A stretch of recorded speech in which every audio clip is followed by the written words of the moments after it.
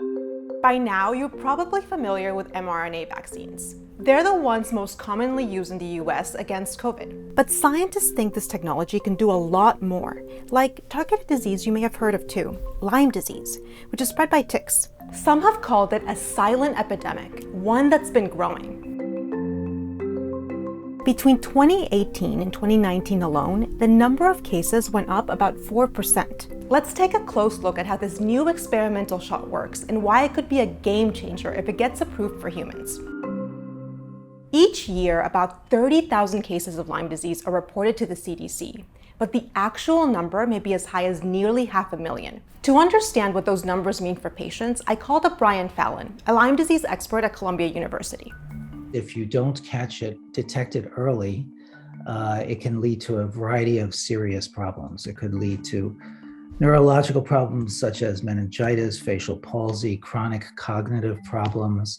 It can lead to psychiatric problems, depression, irritability, etc. Brian said that even with antibiotics, some patients end up with these long-term debilitating symptoms. It's similar to, in some ways, the long COVID syndrome. We've had long Lyme syndrome for a long time, but now it's widely recognized that microbes can cause these persistent symptoms and lead to these persistent symptoms. Brian isn't part of the team that's developing the new vaccine, but like other Lyme experts, he thinks we need something novel and we need something new in the fight against Lyme disease, and this definitely offers that promise.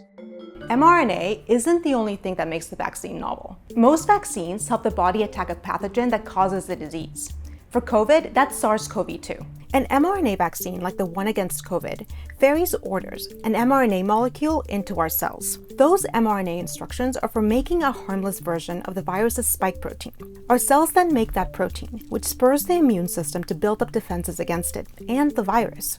Not so with this new mRNA Lyme disease vaccine, whose development preceded the pandemic by years. Researchers have been developing mRNA technology for decades. Errol Fickrig, the Yale researcher who's working on the vaccine, told me it targets 19 proteins in deer tick saliva instead of the bacterium that actually causes Lyme disease. So this is a new way of developing vaccines. When a deer tick bites, it latches on and feeds for days. Errol told me it takes about 36 hours for Borrelia burgdorferi, the Lyme disease-causing bacteria, to make its way into a person as the tick is feeding. If you can prevent a tick from feeding early on, you have a good chance of preventing Lyme disease. His vaccine, which hasn't been tested in humans, does that in two ways. First, it creates a kind of alert system. That's important because a tick bite doesn't itch the way a mosquito bite would, so it often goes undetected, allowing for silent transmission. So our goal is to make it easily recognizable. That recognition signal is redness on the skin where the tick is feeding. The redness is the earliest hallmark associated with acquired tick resistance. This redness is different from the rash that some patients develop when they get Lyme disease. It's part of the immune system's attack on the Lyme disease-causing bacteria.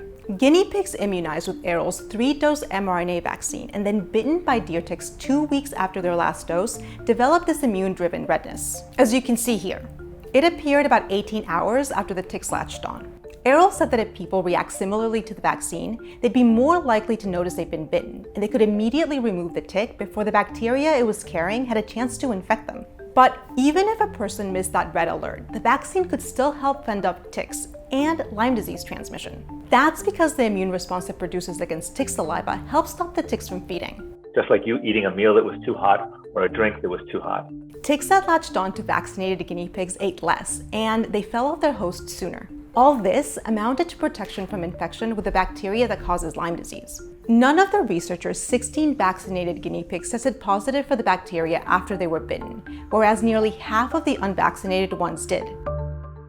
So far, this mRNA vaccine has only been tested in guinea pigs and mice. Next up is testing in other animals, including primates. The goal is to eventually test it in humans. Before COVID, vaccines normally took about 10 years from start to clinical development. COVID has shown us that's possible in a year. It's really remarkable. I don't think that 5 years is an unrealistic expectation. Maybe sooner, maybe a bit later. When Errol and his lab started working on their shot years ago, mRNA vaccines were still an unproven technology. But COVID has changed all that. We now know that mRNA vaccines are very effective. Plus, the fact that this vaccine targets the animal that spreads Lyme means it could be helpful in fighting other diseases spread by deer ticks and even other ticks. That could translate into fewer jabs and more protection for us. I found this story through someone I follow on social media. If you have ideas for cool research I should cover, please leave it in the comments. And while you're at it, suscríbete a mi canal. That means hit subscribe. Hasta la próxima.